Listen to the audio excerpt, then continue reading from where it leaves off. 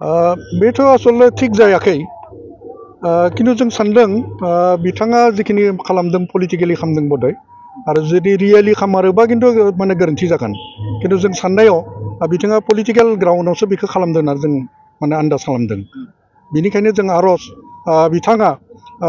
बे जिथु माने माबायाव होदोंमोन बा बिखौ प्रेक्टिकेलि खामालासिनो माने पलिटिकेलि जुदि खालामोबा माने जों माने गोजोननाय मोनगोन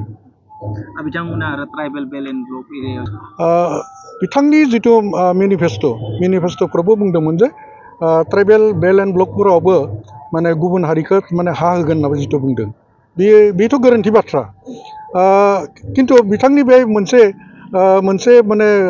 माबा बुंनायाव जों खोनाफिननो मोनदों बायदोनायाव जों खोनाफिननो मोनदों